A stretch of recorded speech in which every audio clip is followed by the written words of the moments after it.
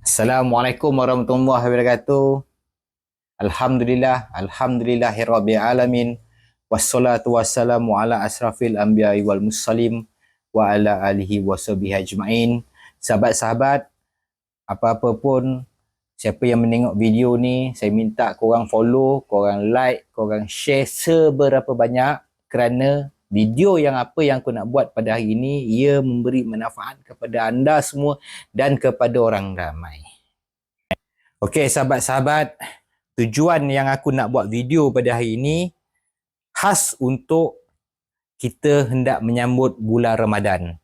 Okey, kepada sesiapa yang ingin menambah pahala ataupun kepada anda yang mana ada rezeki lebih, hari ini saya nak ajak korang semua, sahabat-sahabat semua, join saya untuk membuat infak makanan, iaitu infak makanan ini yang saya akan buat, saya akan pusing di seluruh dalam negeri Melaka ini, makanan yang berbentuk nasi biryani, kari daging.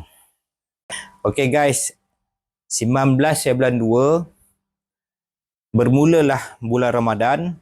Di sini saya akan masak untuk 100 orang yang diberi percuma kepada haliak ramai di seluruh di kawasan negeri Melaka. Setiap hari saya akan masak untuk 100 orang yang nak diinfakkan kepada orang ramai. So, kepada korang yang ada rezeki lebih, dekat sini aku ada tepekkan QR. Sekarang ni aku tengah buat promotion. Aku promosikan kepada siapa-siapa yang nak infak untuk masak nasi biryani kari daging ni untuk bulan Ramadan ni, yang saya akan beri kepada kalian ramai setiap hari, satu hari 100 pack. Korang boleh ambil QR dekat atas ni, kau boleh scan QR, ada QR Maybank, ada QR Touch and Go, yang mana akaun tu aku dah kosongkan. Aku khas untuk akaun yang ni atas nama aku sendiri, khas untuk infak pada bulan Ramadan. So, kalau korang ada rezeki lebih, korang nak join, kau boleh QR ke atas ni dan aku akan sentiasa update berapa jumlah akaun yang terkumpul. Untuk satu pack RM10. Satu pack RM10 yang aku akan edarkan kepada seluruh orang dalam negeri Melaka. So, jangan lepaskan peluang ni guys. Okay guys, apa-apa pun, kalau korang nak menambah pahala pada bulan Ramadan ni, inilah peluang dia. Kita kongsi sama-sama. Aku akan keluarkan tenaga aku akan keluar segala kos-kos untuk nak masak ni. Aku minta sedikit sumbangan daripada korang untuk support supaya infak pada bulan Ramadan ni berjalan dengan lancar guys. Kita akan buat infak ni daripada satu puasa sehinggalah 30, bermaknanya sebulan penuh kita akan infak. Dan aku akan sentiasa update aku punya video, aku akan post aku punya video apabila sampai waktu tarikh infak tu nanti.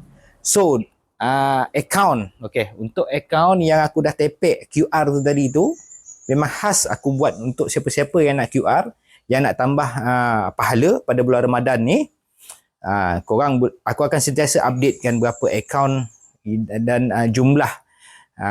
Bermulalah pada hari ini aku akan updatekan akaun tu sehinggalah satu Ramadan.